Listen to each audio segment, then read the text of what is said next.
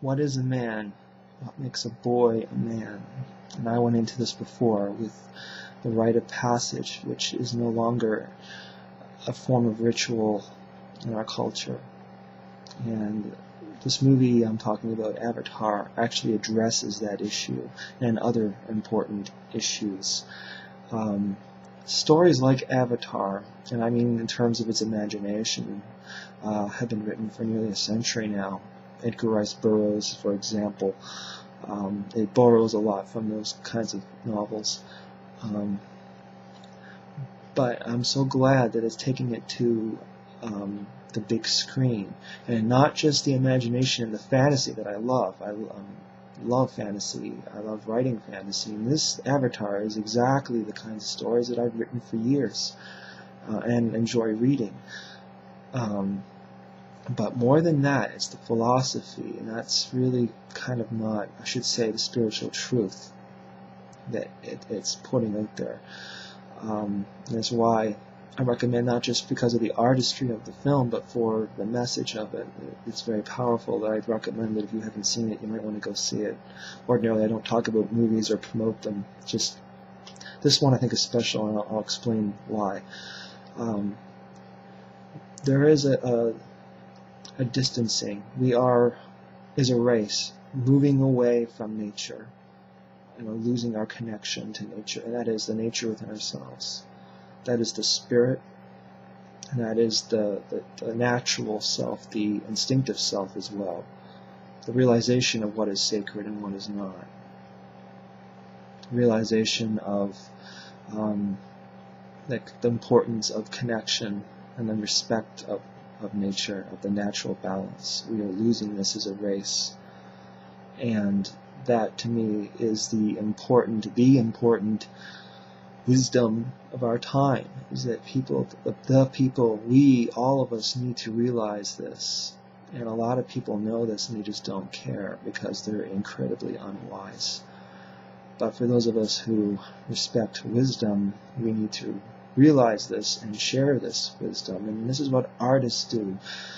Of course, there are artists who are propagandists and there are artists who are just sensationalists, but in my opinion, real artists go into these issues.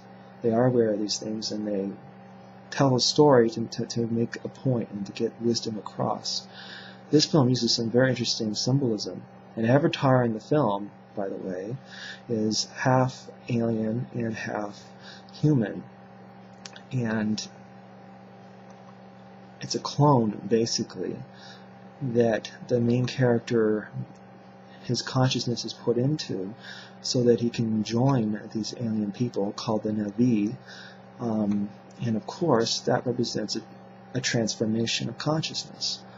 Now, when a spy, is sent from one country to another, he has to become of that country. He has to truly become of that country to be an effective spy. But that is a transformation. That's what happens here. He pretends to be one of the Na'vi, but it actually transcends his consciousness. And I love how the Na'vi princess is very direct with him and saying, "You're like a child. You're like a child. You don't appreciate this." Doesn't appreciate and understand the balance of things. And I love how that's very direct. And then those young guys in the audience when I saw the film, and I could feel them getting it. I just, yes, thank God. Too many films just don't go into any of this, and this is real art to me. I was really moved by this. Connections to nature. They take a lock of their hair and they connect it into an animal or even a plant in the film to connect. That might sound kind of out there, but I mean, this film has glowing plants and everything. Very imaginative, but the symbolism in there is pretty obvious. That represents a psychic, spiritual connection to an animal or to a plant, or to nature itself. And it represents that, the inner self, the true self connection to nature. That oneness and that understanding, that automatic respect with nature, being of nature, and then we've lost that. Of course we've lost that. And this film and stories like this clarify it. And all I can say is thank God. Stories like this don't tend to reach the big screen. So, yeah, any artist who's a real artist, in my opinion now, is writing this kind of story, or, you know, trying to get through to people through whatever form of art. Any real spiritualist should be trying to make people aware that we are losing our connection to what is real and to what is sacred.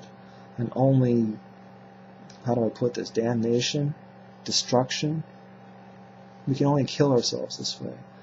I mean, first you die on the inside, and then we die on the outside as physical beings. It's so stupid. There's absolutely no wisdom in this. And of course, Buddhists won't say they believe in staying out of things, and it's one of the reasons why I'm not a Buddhist. But I don't, because I don't believe in that. And why I believe in coming out, you know, and saying something that needs to be said, I can summarize that by quoting from The Lord of the Rings, The Two Towers. And this wasn't taken from the novel. This was actually written for the film. And they weren't actually going to put it in, but the last minute they went back and they filmed it, and I'm glad they did, because it's one of the most powerful, if not the most powerful scene in the trilogy, from my taste. And that is where Frodo is losing heart and saying, "Why are we doing this, Sam?" And then Samwise turns to Frodo and he says, "Because there's some good in this world, Mr. Frodo, and it's worth fighting for."